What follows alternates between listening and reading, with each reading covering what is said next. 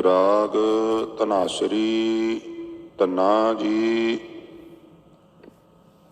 गोपाल तेरा आरता जो जन तुमरी भगत करंते तिनके काज सवारता। गोपाल तेरा आरता जो जन तुमरी भगत करंते तिनके काज सवारता। रहाओ दाल सीधा मांगो घियो हमरा खुशी कर नित जीव। पनिया शादन नीका अनाज मंगो सत सीका। गऊ भैंस मंगो लावेरी एक ताजन तुरी चंगेरी। घर की गीहन चंगी जन धन्ना लेवै मंगी। घर की गीहन चंगी जन धन्ना लेवै मंगी। वाहिगुरू जी का खालसा। सत संगत फतेह। बहुत ढिली आवाज़ आई है। एक बार होर इस उम्मीद नाल खेचल आप जी नूं दियांगा, कोई रसना वांझी ना रहे। साडे पुरातन गुरसिख कहंदे हुंदे सन, जिन्हां दी दीवान च फतेह ढिली उन्हां दी मैदान विच भी फतेह ढिली हुंदी है। दो वार रसना तो वाहिगुरू उचारण हुंदा, जीभ सुच्ची हो जाती है, दरगाह च हाज़री लग जाती है। इसलिए बिल्कुल संगना चकना नहीं चाहिए। बेनती प्रवान करो, गज के आखो वाहिगुरू जी का खालसा वाहिगुरू जी की फतेह। भगत धन्ना साहब महाराज जिन्हां दी बाणी दी विचार असी पिछले कुछ दिनों तो कर रहे हैं। आप जी दे श्री गुरु ग्रंथ साहब महाराज विच जो शब्द हैं उन्हां शब्दों विचों भ्रमत फिरत बहु जन्म बिलाने तन मन तन नहीं तीरे। और फिर दूसरा शब्द आप जी का उचारण किया होया, रे चित चेतस की ना दयाल दा मोदर बिबह न जानस कोई। जे तावह ब्रह्मंड खंड को करता करे सो होई। ये दो शब्दों की मैं विचार कर चुका हाँ। और मैं कल बेनती की सी कि गुरमत विच कोई जात बरादरी का वितकरा नहीं, पर उंज सारे लोग इक्को जे नहीं। बहुतात लोग जिमींदार भाईचारे नूं, जट भाईचारे नूं, जट दे नाल बूट शब्द भी वरत लैंदे ने। ये तो जट बूट हुंदे ने। तुसीं वेखो कई सदियां पहलां जिहड़े बचन उचारण कीते ने उन्हां विच कितने कमाल दा फलसफा है, कितनी बारीकी है और कितनी गहराई है। अज तुसीं किसी यूनीवर्सिटी के वाइस चांसलर कोल रख दिओ तो उन्होंने एक्सप्लेन कर लग्या वक्त मंगना पएगा भी मैनूं पहलां एनालिसिस कर लैण दिओ। मनुखता वास्ते सार्थक बचन ने, रहनुमाई करने वाले बचन ने। कौम विच इस शब्द नूं लैके कई बार बहुता सीरीयसली ना लैण करके एक भुलेखा लगता है। वो की है, क्योंकि साडे उत्थे आरती शब्द बड़ा प्रचलित है। पूजा नाल रिलेटेड ये शब्द है आरती। थाली विच कुछ समग्री दीवे इत्यादि रख के अपने इष्ट की आरती करनी।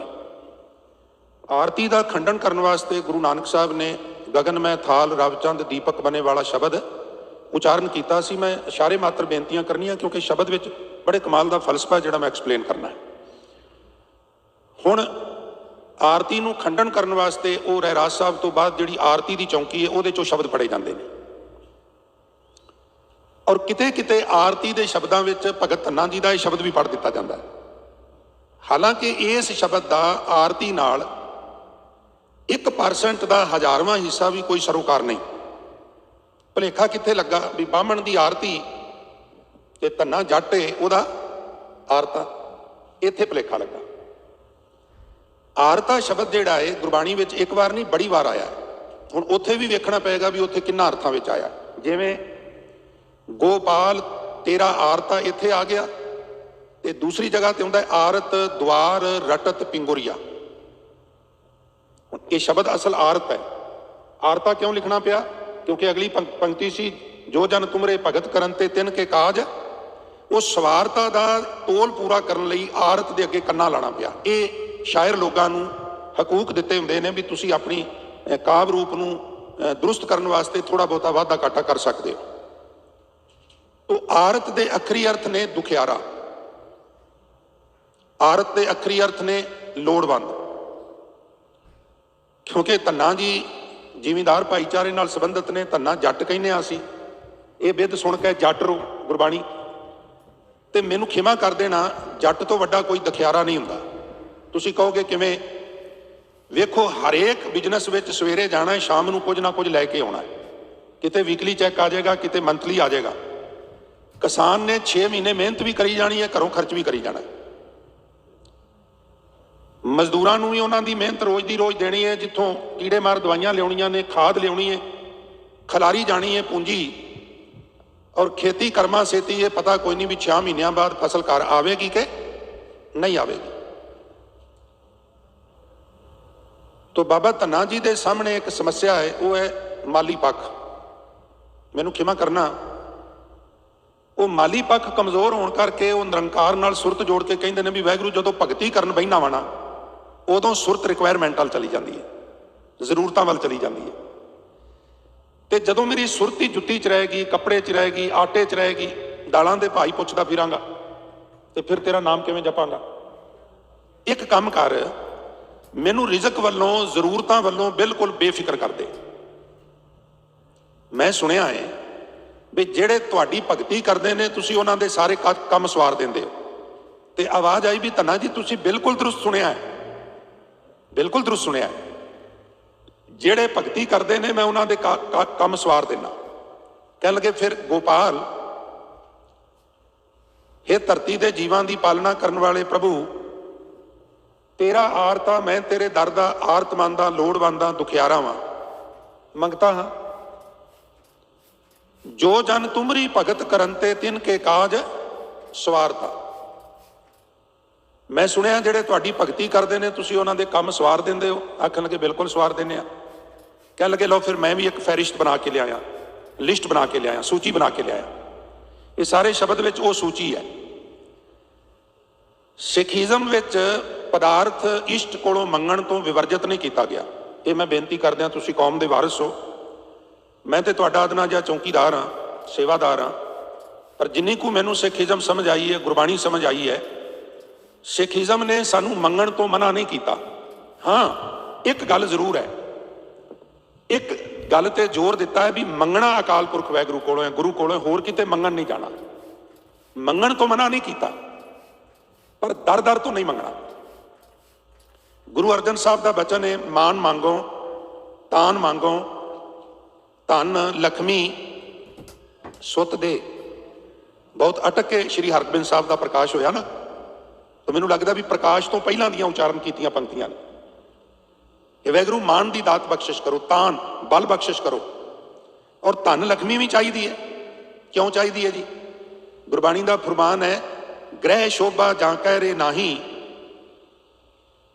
ਆਵਤ ਪਈਆ ਖੁਦੇ ਜਾਹੀ। ਇੱਥੇ ਪਈਆ ਦੇ ਅਰਥ ਨੇ ਵੀਲ, ਵੀਲ ਤੋਂ ਸੈਂਸ ਹੈ ਗੈਸਟ। ਜਿਵੇਂ ਪਈਆ ਘੁੰਮਦਾ ਨਾ, ਇਸ ਤਰ੍ਹਾਂ ਘੁੰਮਦੇ ਘੁੰਮਦੇ ਮਹਿਮਾਨ ਵੀ ਕਈ ਵਾਰ ਆ ਜਾਂਦੇ ਨੇ। ਬਈ ਇੱਥੇ ਸਾਡੀ ਰਿਸ਼ਤੇਦਾਰੀ ਹੈ, ਇੱਥੋਂ ਲੰਘਣ ਲੱਗੇ ਹਾਂ, ਚਲੋ ਉਹਨਾਂ ਨੂੰ ਮਿਲ ਕੇ ਜਾਂਦੇ ਹਾਂ। ਕਬੀਰ ਸਾਹਿਬ ਕਹਿੰਦੇ ਵੀ ਜਿਸ ਘਰ ਵਿੱਚ ਰਿਜ਼ਕ ਨਹੀਂ, ਜਿਸ ਘਰ ਵਿੱਚ ਪਦਾਰਥ ਨਹੀਂ, ਉਸ ਘਰ ਵਿੱਚ ਤੇ ਆਇਆ ਹੋਇਆ ਪ੍ਰਾਹੁਣਾ ਜਿਵੇਂ ਆਉਂਦਾ ਹੈ ਮਹਿਮਾਨ, ਉਵੇਂ ਸੁੱਚੇ ਮੂੰਹ ਵਿਚਾਰਾ ਵਾਪਸ ਮੁੜ ਜਾਂਦਾ ਹੈ। ਇਸ ਵਾਸਤੇ ਰਿਜ਼ਕ ਚਾਹੀਦਾ, ਧਨ ਚਾਹੀਦਾ, ਲక్ష్ਮੀ ਚਾਹੀਦੀ ਹੈ। ਮੰਗਣ ਤੋਂ ਮਨਾ ਨਹੀਂ ਕੀਤਾ, ਮੰਗਣਾ ਨਿਰੰਕਾਰ ਕੋਲੋਂ ਹੈ। ਬੜੀ ਦਿਲਚਸਪ ਕਥਾ ਹੈ ਵੀ ਸ਼ੇਰੇ ਪੰਜਾਬ ਮਹਾਰਾਜਾ ਰਣਜੀਤ ਸਿੰਘ ਜਦੋਂ ਦੁਆਬੇ ਦਾ ਇੱਕ ਖਿੱਤਾ ਸਰ ਕਰਨ ਲਈ ਆਏ ਨਾ ਲਾਹੌਰ ਤੋਂ, ਤੇ ਗੜ੍ਹ ਸ਼ੰਕਰ ਦੇ ਕੋਲੋਂ ਦੀ ਲੰਘਣ ਲੱਗੇ। ਇੱਥੇ ਸੇਵਾ ਪੰਥੀਆਂ ਵਿੱਚੋਂ ਭਾਈ ਕਨ੍ਹਈਆ ਜੀ ਦੀ ਸੰਪਰਦਾ ਵਿੱਚੋਂ ਭਾਈ ਦਰਬਾਰੀ ਜੀ ਦਾ ਡੇਰਾ ਸੀ, ਗੁਰਦੁਆਰਾ ਸੀ।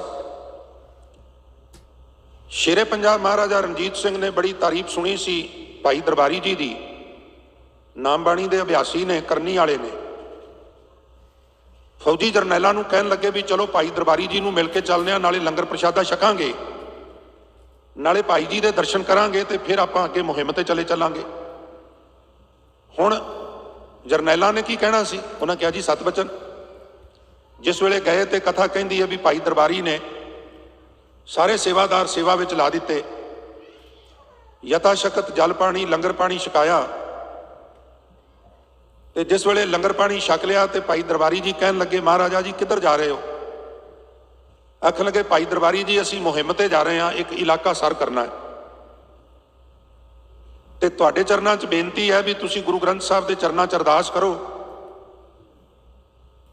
ਤੇ ਭਾਈ ਸਾਹਿਬ ਆਖਣ ਲੱਗੇ ਵੀ ਮਹਾਰਾਜਾ ਸਾਹਿਬ ਕੀ ਅਰਦਾਸ ਕਰਾਂ? ਕਹਿਣ ਲੱਗੇ ਅਰਦਾਸ ਕਰੋ ਵੀ ਅਸੀਂ ਮੁਹਿੰਮ ਵਿੱਚ ਕਾਮਯਾਬ ਹੋ ਜਾਈਏ। ਉਹ ਕਹਿਣ ਲੱਗੇ ਵੀ ਜੋੜੇ ਉਤਾਰ ਕੇ 5 ਇਸ਼ਨਾਨਾਂ ਕਰਕੇ ਮਹਾਰਾਜ ਦੀ ਹਜ਼ੂਰੀ 'ਚ ਆਓ, ਅਰਦਾਸ ਕਰਨੇ ਆ। ਅਰਦਾਸ ਕੀਤੀ, ਵਾਹਿਗੁਰੂ ਦੀ ਕਿਰਪਾ ਹੋਈ, ਮਹਾਰਾਜਾ ਸਾਹਿਬ ਨੂੰ ਸਫਲਤਾ ਮਿਲ ਗਈ। ਕਥਾ ਕਹਿੰਦੀ ਹੈ ਜਿਸ ਵੇਲੇ ਵਾਪਸ ਪਰਤਣ ਲੱਗੇ ਤੇ ਪਰਤਦਿਆਂ ਕਹਿਣ ਲੱਗੇ ਚਲੋ ਭਾਈ ਦਰਬਾਰੀ ਜੀ ਨੂੰ ਮਿਲਦੇ ਚੱਲੀਏ। ਫਿਰ ਆ ਗਏ, ਆਓ ਭਗਤ ਕੀਤੀ, ਤੇ ਮਹਾਰਾਜਾ ਰਣਜੀਤ ਸਿੰਘ ਭਾਈ ਦਰਬਾਰੀ ਨੂੰ ਕਹਿਣ ਲੱਗਾ ਭਾਈ ਜੀ ਕੁਝ ਮੰਗ ਲਓ। ਮਹਾਰਾਜਾ ਰਣਜੀਤ ਸਿੰਘ ਭਾਈ ਦਰਬਾਰੀ ਨੂੰ ਕਹਿਣ ਲੱਗਾ ਜੀ ਕੁਝ ਮੰਗ ਲਓ। ਤੇ ਭਾਈ ਦਰਬਾਰੀ ਜੀ ਕਹਿਣ ਲੱਗੇ ਰਣਜੀਤ ਸਿੰਘ ਤੂੰ ਦਾਤਾ ਕਦੋਂ ਦਾ ਬਣ ਗਿਆ ਹੈ? ਜਦੋਂ ਤੂੰ ਇੱਧਰ ਨੂੰ ਗਿਆ ਸੈਂ ਉਦੋਂ ਤੇ ਤੂੰ ਮੰਗਤਾ ਸੈਂ, ਤੇ ਵਾਪਸੀ ਵੇਲੇ ਤੂੰ ਦਾਤਾ ਬਣ ਗਿਆ। ਜਿਹੜਾ ਭਾਈ ਦਰਬਾਰੀ ਤੇਰੀ ਜਿੱਤ ਵਾਸਤੇ ਗੁਰੂ ਗ੍ਰੰਥ ਸਾਹਿਬ ਅੱਗੇ ਅਰਦਾਸ ਕਰ ਸਕਦਾ ਹੈ, ਉਹ ਗੁਰੂ ਗ੍ਰੰਥ ਸਾਹਿਬ ਅੱਗੇ ਆਪਣੀਆਂ ਲੋੜਾਂ ਦੀ ਸਿੱਧੀ ਅਰਦਾਸ ਨਹੀਂ ਕਰ ਸਕਦਾ। ਇਸ ਵਾਸਤੇ ਤੂੰ ਜਾ, ਮੈਨੂੰ ਤੇਰੀ ਜਾਗੀਰ ਦੀ ਜ਼ਰੂਰਤ ਨਹੀਂ। ਨਹੀਂ ਭਾਈ ਜੀ ਤੁਸੀਂ ਗੁੱਸਾ ਕਰ ਗਏ ਹੋ, ਮੇਰਾ ਮਤਲਬ ਸੀ ਗੁਰੂ ਕੇ ਲੰਗਰ ਵਾਸਤੇ ਕੋਈ ਜ਼ਮੀਨ ਦੇ ਦਿਆਂ, ਬੇਫਿਕਰੀ ਹੋ ਜਾਏਗੀ।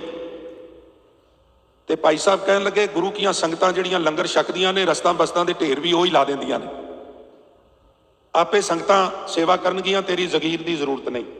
ਔਰ ਜੇ ਮੈਨੂੰ ਜ਼ਰੂਰਤ ਪਈ ਨਾ ਤੇ ਮੈਂ ਅਕਾਲ ਪੁਰਖ ਵਾਹਿਗੁਰੂ ਅੱਗੇ ਅਰਦਾਸ ਕਰਾਂਗਾ, ਤੇਰੇ ਅੱਗੇ ਨਹੀਂ ਕਰਾਂਗਾ।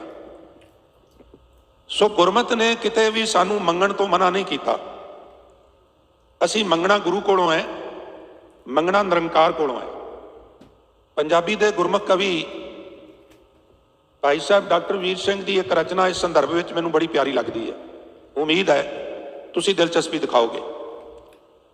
ਭਾਈ ਵੀਰ ਸਿੰਘ ਕੁਝ ਸਿੱਖਾਂ ਨਾਲ ਵਿਚਾਰ ਕਰ ਰਹੇ ਸਨ। ਕੁਝ ਸਿੱਖ ਕਹਿ ਰਹੇ ਸਨ ਵੀ ਨਾਮ ਦੀ ਦਾਤ ਹੀ ਮੰਗਣੀ ਚਾਹੀਦੀ ਹੈ, ਪਦਾਰਥ ਨਹੀਂ ਮੰਗਣੇ ਚਾਹੀਦੇ। ਕੁਝ ਸਿੱਖ ਕਹਿ ਰਹੇ ਸਨ ਵੀ ਨਹੀਂ, ਗੁਰਬਾਣੀ ਵਿੱਚ ਪਦਾਰਥਾਂ ਦੇ ਮੰਗਣ ਦੀ ਵੀ ਇਜਾਜ਼ਤ ਹੈ। ਤੇ ਕਹਿਣ ਲੱਗੇ ਭਾਈ ਵੀਰ ਸਿੰਘ ਜੀ ਤੁਹਾਡਾ ਕੀ ਵਿਚਾਰ ਹੈ?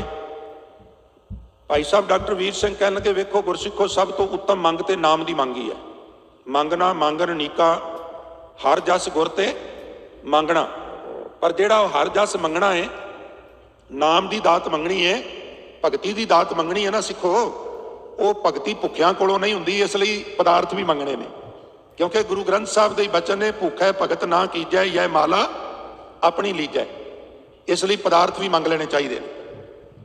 ਪਰ ਸਿੱਖੋ ਇੱਕ ਗੱਲ ਹੈ, ਮੰਗਣੇ ਮੋਰ ਵਾਂਗੂ ਚਾਹੀਦੇ ਨੇ, ਗਾਂ ਵਾਂਗੂ ਨਹੀਂ ਮੰਗਣੇ ਚਾਹੀਦੇ। ਹੱਦ ਹੋ ਗਈ ਹੈ ਭਾਈ ਸਾਹਿਬ। ਮੋਰ ਦੀ ਮੰਗ ਤੇ ਗਾਂ ਦੀ ਮੰਗ ਵਿੱਚ ਕੀ ਫਰਕ ਹੈ? ਤੇ ਭਾਈ ਸਾਹਿਬ ਦੇ ਦੋ ਕੁ ਬੋਲ ਸੁਣਨ ਵਾਲੇ ਨੇ। ਸੋ ਮੈਂ ਬੇਨਤੀ ਵੀ ਕਰਾਂ ਵੀ ਆਪ ਜੀ ਸਹਿਯੋਗ ਵੀ ਬਖਸ਼ੋ, ਕਾਗਰਤਾ ਦੀ ਦਾਤ ਵੀ ਬਖਸ਼ੋ। ਇੱਕ ਵਾਰੀ ਸਾਰੇ ਆਖੋ ਸਤਨਾਮ ਸ੍ਰੀ। ਭਾਈ ਸਾਹਿਬ ਕਹਿੰਦੇ ਵੇਖੋ ਜਿਵੇਂ ਪਿਆਸ ਗਾਂ ਨੂੰ ਵੀ ਲੱਗਦੀ ਹੈ, ਪਿਆਸ ਮੋਰ ਨੂੰ ਵੀ ਲੱਗਦੀ ਹੈ।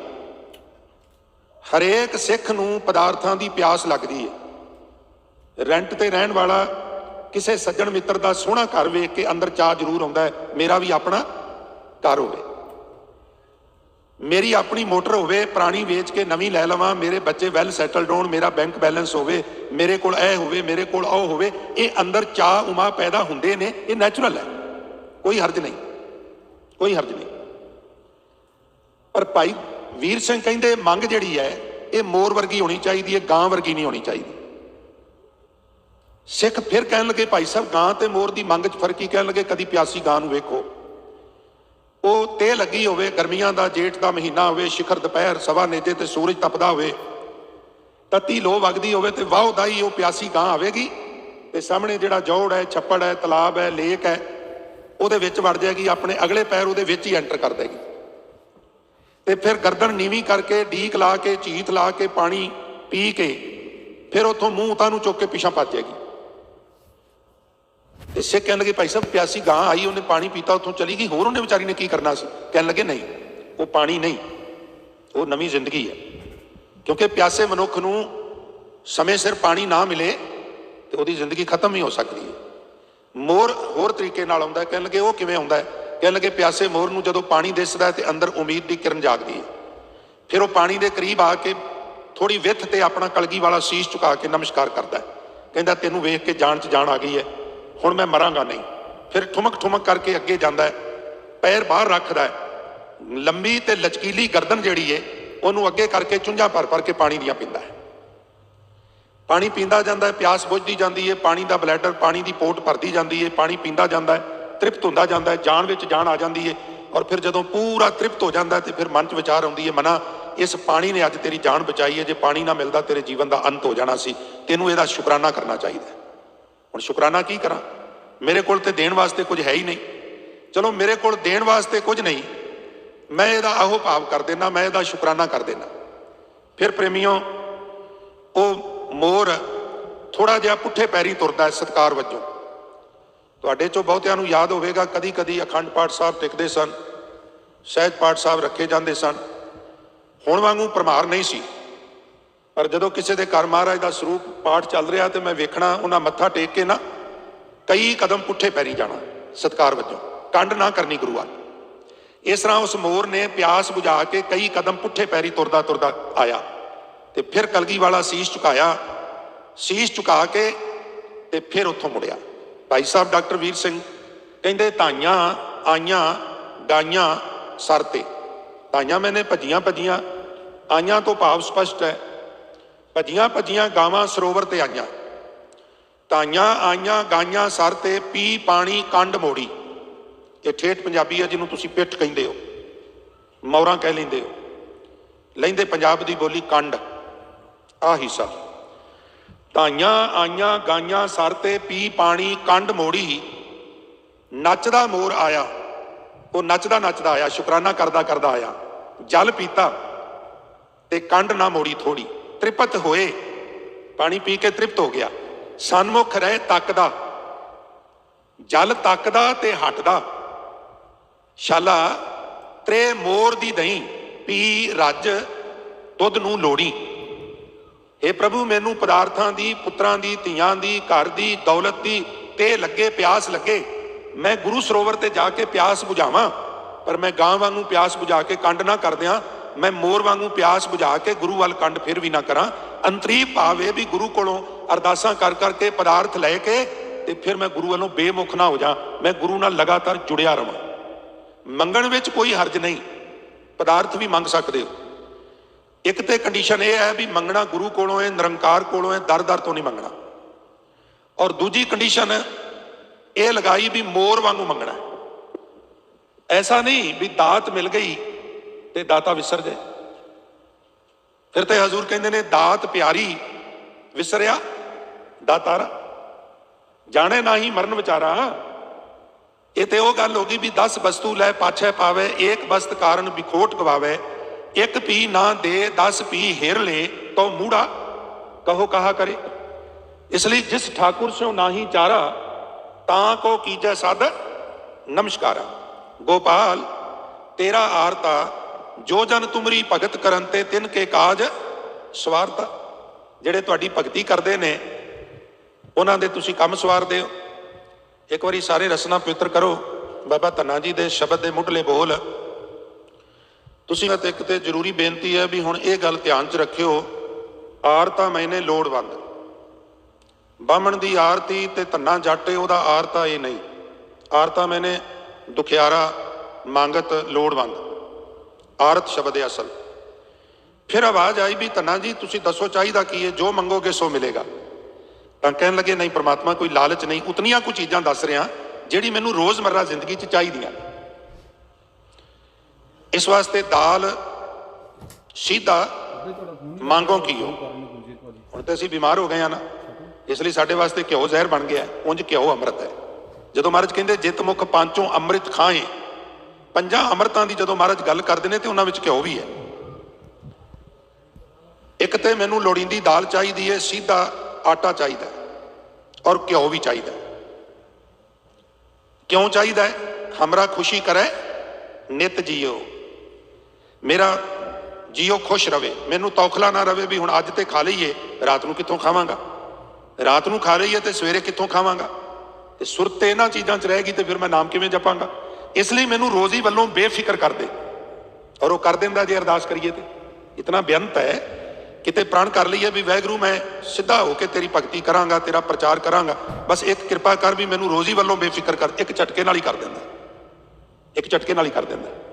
फिर उदों मगरों असीं की करने, एक होर गोल बना लैंदे आ, वो कर दिंदा, रिक्वायरमेंट पूरी कर दिंदा, तृष्णा एक होर गोल बना लैंदी है, फिर असीं उहनूं अचीव करने, फिर एक होर गोल बना लैंदे आ, और असीं एक उल्टी गेम विच पै जांदे आ भी अग बुझाणी है, अग विच होर लकड़ां पा पा के अग बुझाणी है, जो मन कहता है इनू प्रोवाइड कराई जाना, मन तृप्त हो जाएगा, उत्थे आके गड़बड़ हो जाती है।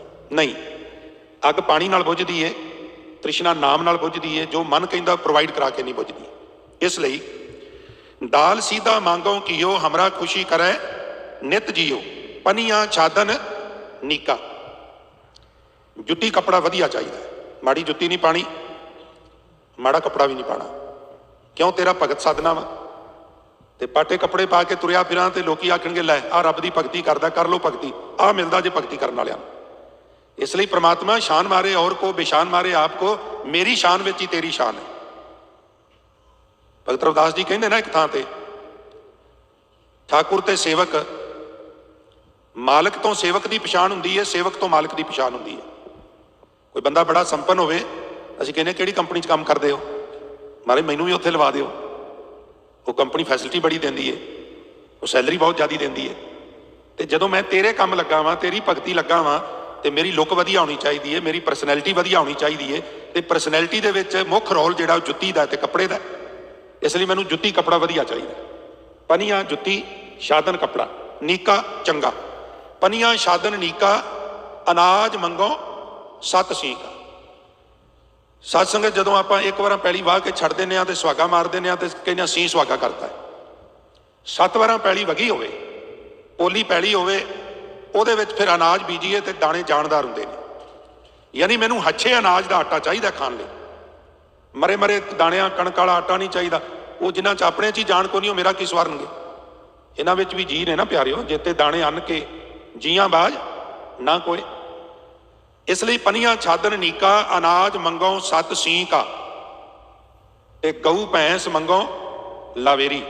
लावेरी कहते जिहड़ी दुध देने वाली है, जिहड़ी दुध देना बंद करता है वो फिर लवेरी नहीं होंदी, वो फंडर होंदी है। गां मझ लवेरी चाहिए है। हुण इत्थे ते तुहाडे वैदर होर तरह का, कई बार नहीं कई चीज़ां चंगी तरह पचदियां, साडे उत्ते क्योंकि गर्मी बहुत पैंदी है, सब कुछ पच पुच जाता है। जिहड़ी सियाणी सुआणी है ना, घर च मेहमान आ गया है, कवेले आ गया, भज नस नहीं हो सकती, बाजारों कुछ नहीं लिया सकते, घर में दुध है ना, वो दुध तो कई पदार्थ बना लेंदी है, उन्होंने फटा के उन्हें पनीर बना लेना है, ਉਹਦੇ ਵਿੱਚੋਂ उन्हें खीर बना लेनी है, उसे दे मक्खन नाल उन्हें रोटियां भी चोपे होवे, सियाणी चली ना मेरे वर्गी होवे। दुध है तो एक पदार्थ तो कई पदार्थ बन जाते हैं, दही भी वो बनना है, मक्खन भी वो बनना है, पनीर भी बन जाना है, लस्सी भी बन जानी है, घ्यो भी बन जाना है, खीर भी उसे दी भी बन जानी है, होर भी अजकल कई रेसिपियां जिहड़ियां ने दसदे ने यूट्यूब ते। इसलिए गऊ भैंस मंगो लावेरी, एक गां मझ भी लवेरी चाहिए है। और इत्थे बस नहीं, एक ताजन तुरी चंगेरी। ताजन तुरी के अर्थ प्रोफैसर साहब सिंह ने किए ने, अरबी घोड़ी। सत्संग जी घोड़ियां तो चलो सारियां ही मुबारक ने, पर अरब इलाके दीयां जिहड़ियां घोड़ियां ने बाकी घोड़ियां के मुकाबले के उत्ते हच्छी नस्ल दीयां होंदियां ने। अज भी तुसीं वेखो भी जिहड़े बहुत महंगे घोड़े घोड़ियां ने, जां जिहड़े कंपीटीशन विच जांदे ने, जां मेलियां विच विकदियां ने, उस इलाके दीयां ज़्यादा घोड़ियां विकदियां ने। इसलिए घोड़ी चाहिए है, पर घोड़ी चंगी चाहिए। घोड़ी की थां अजकल मोटर ने लै लई। हुण मोटर होवे पुरानी, वो किते ऐन हाईवे ते जाके रुकी होवे, दाड़ी नालों मुच्छां वध जाण, रिकवरी वैन नूं सद्दो, 2000 की गड्डी 1000 रुपया वही लै जाए, नाले दिहाड़ी मर गई। नहीं, घोड़ी वो ना होवे भी जिहड़ी रोज़ डिग्गू टट्ठू करती रहे। ताजन तुरी कन्वेंस चंगी चाहिए।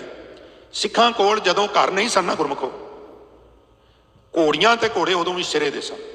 कदों भाजड़ पै जानी है, दुश्मन ते आक्रमण करना है, जां उत्थों हरण होना है, सवारी माड़ी नहीं सन रखते, घोड़ी माड़ी नहीं सन रखते, शस्त्र माड़ा नहीं सन रखते, घर कोई नहीं सन।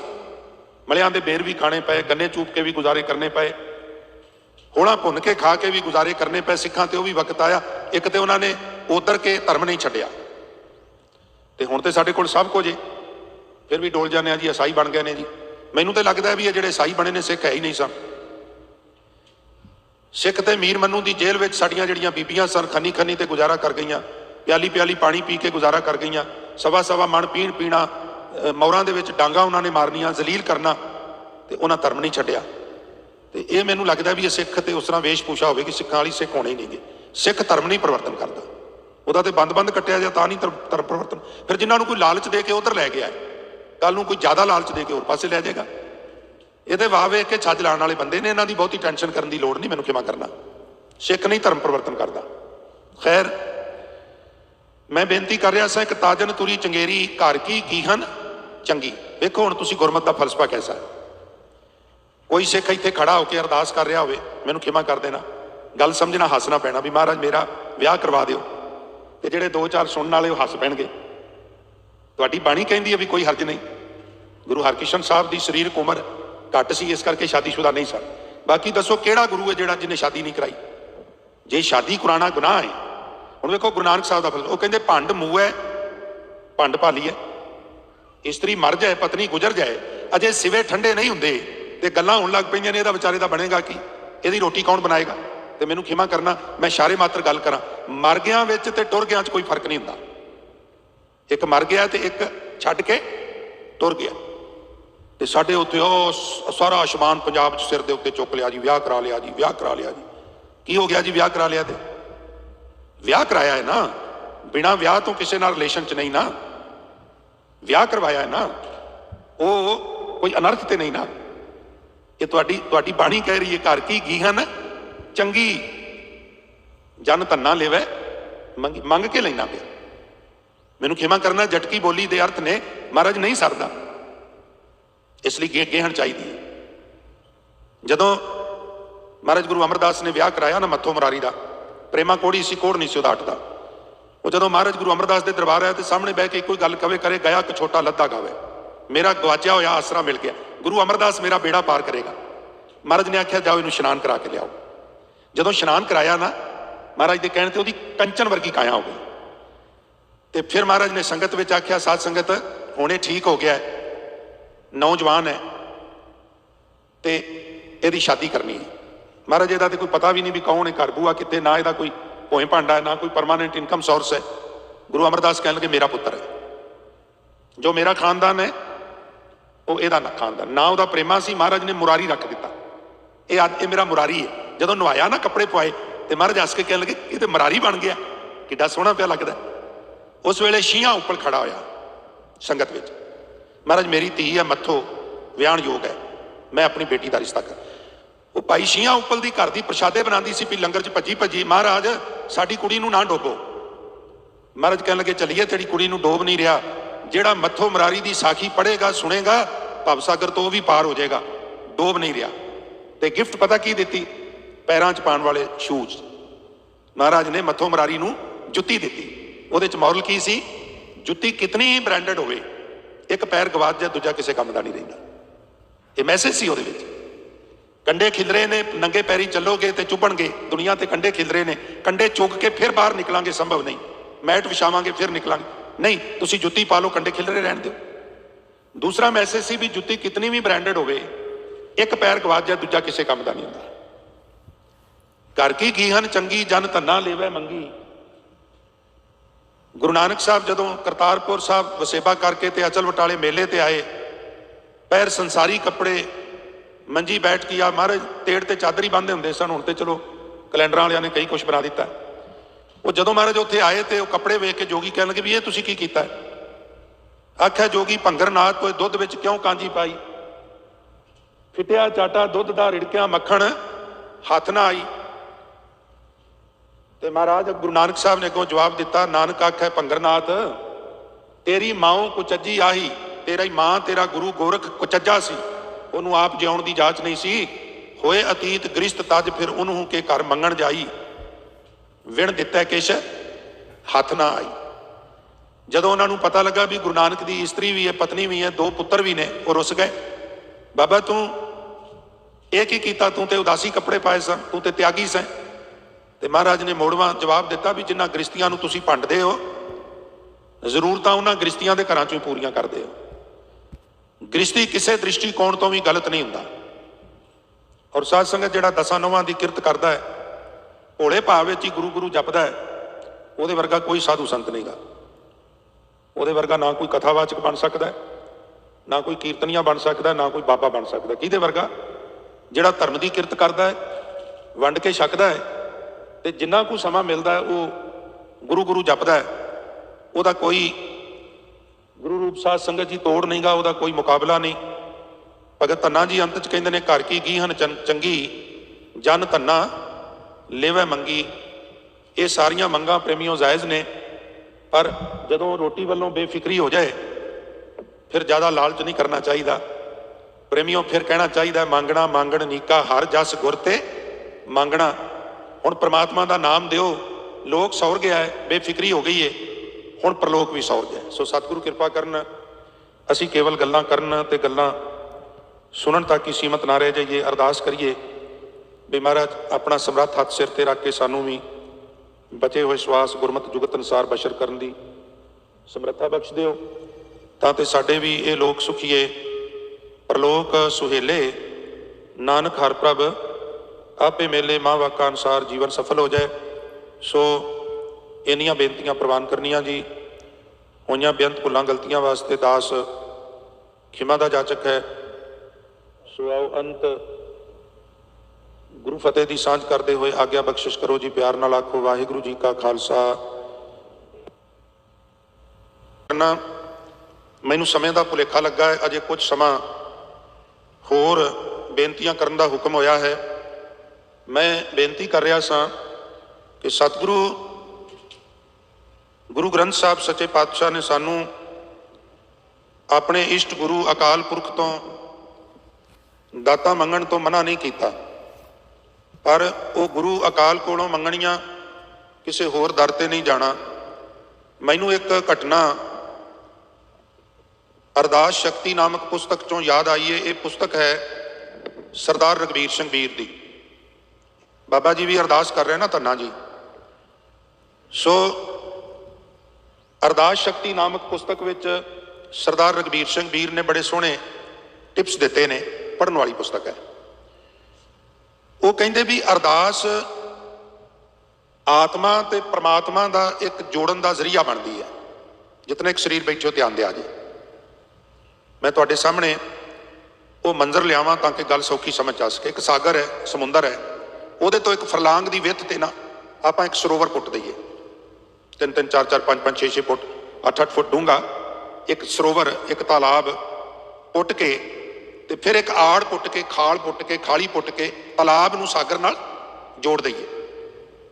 ਹੁਣ ਤਾਲਾਬ ਵਿੱਚੋਂ ਛੱਲਾਂ ਵੱਜ ਕੇ ਉਹ ਪਾਣੀ ਜਿਹੜਾ ਹੈ ਸਾਗਰ ਵਿੱਚੋਂ ਤਾਲਾਬ ਵਿੱਚ ਆਵੇਗਾ। ਹੁਣ ਨਾ ਕਦੀ ਸਾਗਰ ਦਾ ਪਾਣੀ ਮੁੱਕੇ ਸੁੱਕੇ ਤੇ ਨਾ ਤਾਲਾਬ ਸੁੱਕੇ ਮੁੱਕੇ। ਪਰਮਾਤਮਾ ਸਾਗਰ ਹੈ, ਆਤਮਾ ਤਾਲਾਬ ਹੈ, ਸਰੋਵਰ ਹੈ। ਔਰ ਪ੍ਰੇਮੀਓ ਅਰਦਾਸ ਆੜ ਦਾ ਭੂਮਿਕਾ ਅਦਾ ਕਰਦੀ ਹੈ, ਖਾਲੀ ਜਾਂ ਖਾਲ ਦੀ ਭੂਮਿਕਾ ਅਦਾ ਕਰਦੀ ਹੈ। ਪਰ ਹੁੰਦਾ ਕੀ ਹੈ, ਸਰਦਾਰ ਰਘਬੀਰ ਸਿੰਘ ਵੀਰ ਨੇ ਬੜੇ ਕਮਾਲ ਦੇ ਬਚਨ ਕਹੇ ਨੇ ਜਿਹੜੇ ਸੱਚੀ ਮੁੱਚੀ ਹੁੰਦੇ ਨੇ। ਉਹ ਕਹਿੰਦੇ ਹੁਣ ਉਸ ਆੜ ਦੇ ਆਲੇ ਦੁਆਲੇ ਲੋਕ ਖੇਡ ਰਹੇ ਨੇ, ਬੱਚੇ ਖੇਡ ਰਹੇ ਨੇ ਛੋਟੇ ਛੋਟੇ। ਬੱਚਿਆਂ ਦੇ ਖੇਡਣ ਦੀ ਕਿਰਿਆ ਨਾਲ ਉੱਥੇ ਵਿੱਚ ਕੋਈ ਇੱਟ ਉਹਨਾਂ ਕੋਲੋਂ ਕੋਈ ਪੱਥਰ ਡਿੱਗ ਪਿਆ, ਕਿਸੇ ਕੋਲੋਂ ਕੋਈ ਪੋਲੀਥੀਨ ਦਾ ਲਿਫਾਫਾ ਡਿੱਗ ਪਿਆ, ਕਿਸੇ ਕੋਲੋਂ ਕੋਈ ਹੋਰ ਵੇਸਟੇਜ ਪਿਆ ਹੈ, ਕੋਈ ਪਰਾਲੀ ਪਈ ਹੈ, ਕੱਖ ਪਏ ਨੇ, ਉਹ ਡਿੱਗ ਪਏ ਨੇ। ਤੇ ਕੀ ਹੋਵੇਗਾ, ਜਿਸ ਹਿੱਸੇ 'ਚ ਡਿੱਗਦੇ ਨੇ ਉੱਥੇ ਨੱਕਾ ਲੱਗ ਜਾਏਗਾ, ਨੱਕਾ ਉੱਥੇ ਰੋਕ ਲੱਗ ਜਾਏਗੀ ਨਾ। ਹੁਣ ਕੀ ਹੋਵੇਗਾ ਵੀ ਸਾਗਰ ਦਾ ਪਾਣੀ ਉਧਰ ਰੁਕ ਗਿਆ ਤੇ ਤਾਲਾਬ ਦਾ ਪਾਣੀ ਉਧਰ ਰੁਕ ਗਿਆ। ਹੁਣ ਆਹਿਸਤਾ ਆਹਿਸਤਾ ਤਾਲਾਬ ਨੇ ਪਾਣੀ ਪੀਣਾ ਹੈ। ਜਿਵੇਂ ਜਿਵੇਂ ਉਹ ਸੂਟਾ ਲਾਈ ਜਾਏਗਾ, ਪਾਣੀ ਨੂੰ ਪੀਵੀ ਜਾਏਗਾ ਨਾ, ਤਿਵੇਂ ਤਿਵੇਂ ਉਹ ਪਾਣੀ ਥੱਲੇ ਜਾਂਦਾ ਜਾਏਗਾ ਔਰ ਇੱਕ ਸਟੇਜ ਤੇ ਜਾ ਕੇ ਸਰੋਵਰ ਬਿਲਕੁਲ ਸੁੱਕ ਜਾਏਗਾ।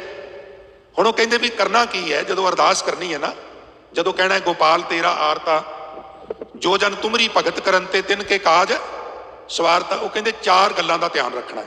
ਸਾਡੇ ਕੋਲੋਂ ਅਣਜਾਣੇ ਅਣਜਾਣੇ ਚਾਰ ਉਹਦੇ 'ਚ ਮਲਬੇ ਡਿੱਗ ਪੈਂਦੇ ਨੇ, ਚਾਰ ਪੱਥਰ ਡਿੱਗ ਪੈਂਦੇ ਨੇ, ਚਾਰ ਤਰ੍ਹਾਂ ਦੀਆਂ ਵਸਤੂਆਂ ਡਿੱਗਦੀਆਂ ਜਿਹੜੀਆਂ ਆੜ ਨਾਲੋਂ ਸਰੋਵਰ ਦਾ, ਸਰੋਵਰ ਨਾਲੋਂ ਸਾਗਰ ਦਾ ਤੇ ਸਾਗਰ ਨਾਲੋਂ ਸਰੋਵਰ ਦਾ ਨਾਤਾ ਤੋੜ ਦਿੰਦੀਆਂ ਨੇ।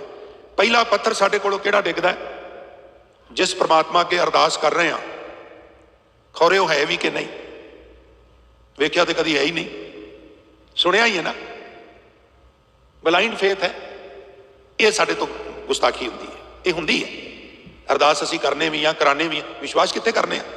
तुसीं सुनिया ना बई वो औड़ लग गई 3-4 साल मीह ना पिया तो कोई दरवेश पिंड च आ गया तो नगर वाले इकट्ठे होकर कह लगे साईं बाबा औड़ लग गई है, मीह नहीं पैंदा, फसलां नहीं हो रही, दरखत सुक गए ने, पशु पंछी मरन लग पे ने, इंसान भी कई जड़े ने मौत के घाट उतर गए ने, दुआ करो मीह पै जाए। वो कह लगा दुआ करन च कोई हर्ज नहीं, गारंटी कोई नहीं कि वाहगुरू की मर्जी है पाए ना पाए, पर दुआ करन च की हर्ज है। आओ आप सारे जने दुआ करने, सारा पिंड इकट्ठे हो जाओ। कह लगे सारा पिंड खड़ेगा कितने, कह लगे नगर के वार वार जी फिरनी है उत्थे खुली जगह पर चलने। चलो जी चलो जी। छोटा जहा बच्चा, मां ये लोग कितने जा रहे हैं, पुत्रे दरवेश आया ना, ये रल के सारे अरदास करनगे, ये करतार मीह पा। अच्छा मां जे तू कवें तो मैं भी अरदास में शामिल होण जावां। कह लगी पुत्र तू जम जम के जा। चल फिर ठीक है मां, मैनू छाता दे दे। पूरे नगर चों समेत दरवेश दे एक भी बंदा रेनकोट ते छाता लैके नहीं सी गया। पता क्यों? भरोसा ही कोई नहीं सी। अरदासां रोज हुंदियां ने, मीह कित्थे पैंदे ने, चलने आ मीह कित्थे पैना है। पर उस छोटे जे बच्चे नूं यकीन है कि मीह पैना है और आउण लगे भेज ना जाइए, इस तरह का साडा यकीन होवे।